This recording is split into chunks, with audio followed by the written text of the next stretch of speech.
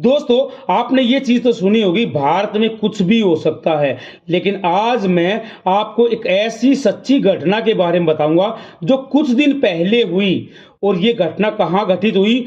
विश्व के सबसे बड़े मंच से, यूनाइटेड नेशन से, संयुक्त राष्ट्र के मंच से और भारत में और वित्त कुंड के मंच से इस घटना को क्यों बताया जा रहा है? वो इसलिए बताया जा रहा है दोस्तों कि ये सीधे सीधे ये खबर जो है भारत से जुड़ी हुई है, वित्त कुंड से जुड़ी हुई है, पैसे से जुड़ी हुई है, अंधविश्वास से जुड़ी हुई है। और दोस्तों, वित्त कुंड के मंच का जो है यही उद्देश्य है कि आपको पैसे की पावर दिखाना, वो श्रद्धा की पावर दिखाना और ये बताना कि अंधविश्वास से, पाखंडों से आपको दूर रहना चाहिए। दोस्तों, आपने ये सुना होगा कि भारत किस्से कहानियों का देश है, तो एक ऐसा ही सच्ची घटना बताऊंगा आपको जो कुछ दिन पहले हुई और विश्व के सबसे बड़े मंच से हुई, यूनाइटेड नेशन से हुई, संयुक्त राष्ट्र के मंच से हुई। और दोस्तों, घटना क्या है? और ये घटना सुनकर देखकर आप हैरान रह जाओगे, चौंक जाओगे।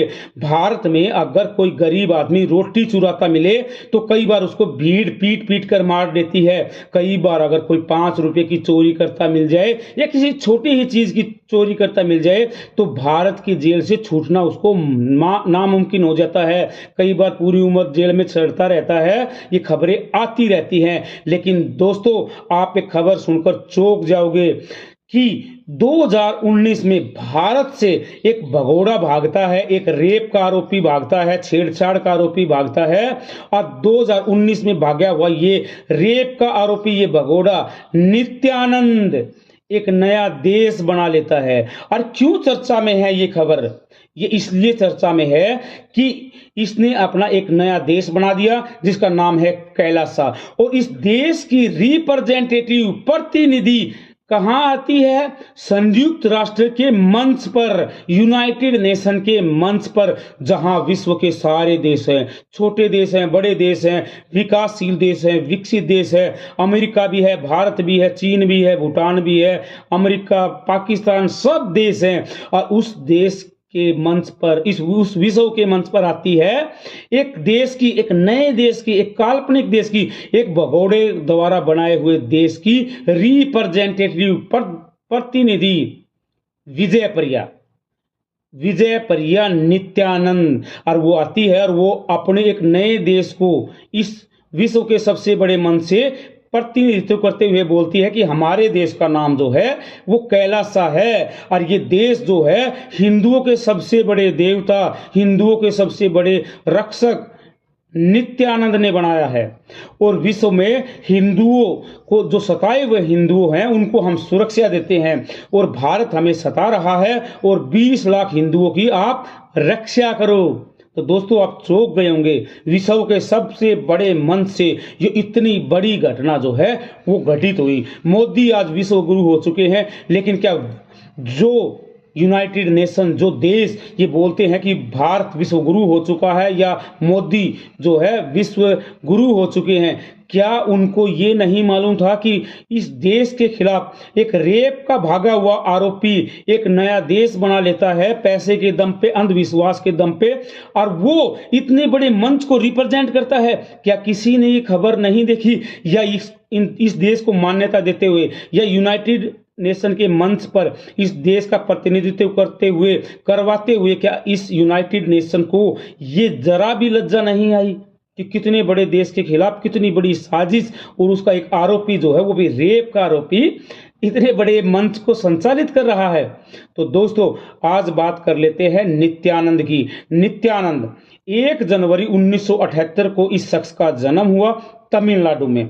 इनके पिताजी का जो नाम है वो अरुणाचलम है। इनकी माता का जो नाम है वो लोक नायकी है। और दोस्तों, 1992 में इस शख्स ने अपनी स्कूली शिक्षा पूरी की।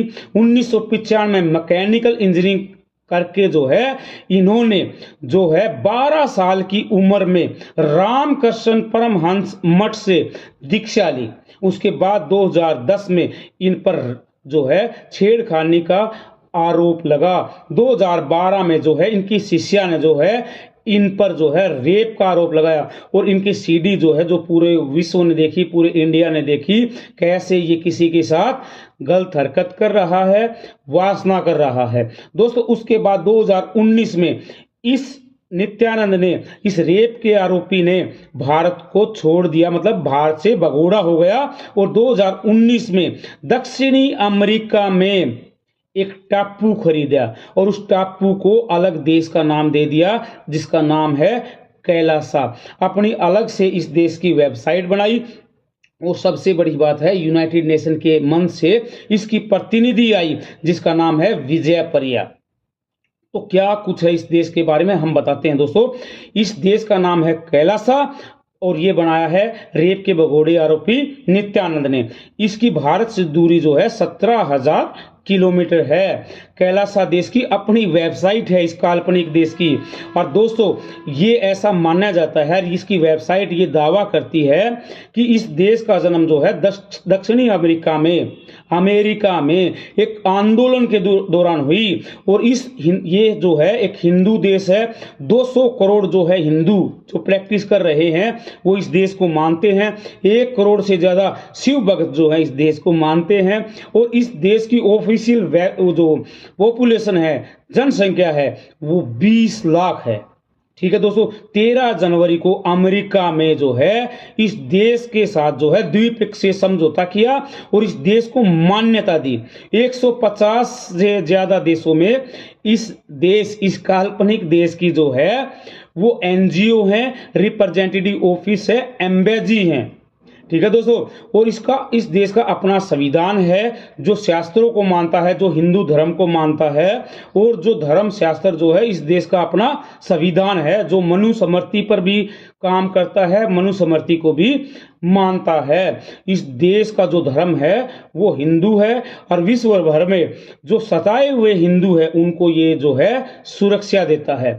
ये देश जो है वो बिना किसी जाति या किसी लिंग भेदभाव से जो है चलता है और कोई जाति या लिंग भेदभाव जो है इस देश में नहीं होता है, ये दावा करती है इसकी ऑफिशियल वेबसाइट। भगोड़े नित्यानंद द्वारा बनाए गए इसकी ऑफिशियल वेबसाइट और इस ऑफिशियल देश का कैलासा की प्रतिनिधि। और इसकी जो भाषा है इस देश की वो अंग्रेजी है, संस्कृत है और तमिल है। इसका अपना राष्ट्रीय पशु भी है जिसको इन्होंने बताया है नंदी। इनकी ऑफिशियल वेबसाइट पर क्या बताया गया है, राष्ट्रीय पशु क्या है, नंदी। राष्ट्रीय फूल जो है वो है कमल। राष्ट्रीय पेड़ जो है वो बताया गया है बरगद। और आगे इसकी वेबसाइट पर यह दावा किया गया है कि इस देश का अपना रिजर्व बैंक है, अपना एक सेंट्रल बैंक है और इसकी अपनी करेंसी भी है। इस देश में जो है हिंदू यूनिवर्सिटी भी हैं और गुरुकुल भी हैं। 6,000 से ज्यादा जो है कोर्स जो हैं वो करवाए जाते हैं दोस्तों। आगे ये जो देश, इसकी वेबसाइट, इसके प्रतिनिधि ये दावा करते हैं कि इसका अपना राष्ट्रीय ध्वज भी है और इस देश का राष्ट्रीय ध्वज जो है उसको ऋषभ नाम से जाना जाता है।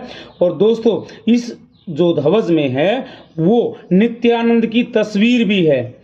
और आगे ये दावा किया जाता है इसकी ऑफिशियल वेबसाइट पे कि इस देश का अपना राष्ट्रीय गान भी है जो हिंदी, अंग्रेजी और तमिल लैंग्वेज में जो है इसकी ऑफिशियल वेबसाइट पर भी है।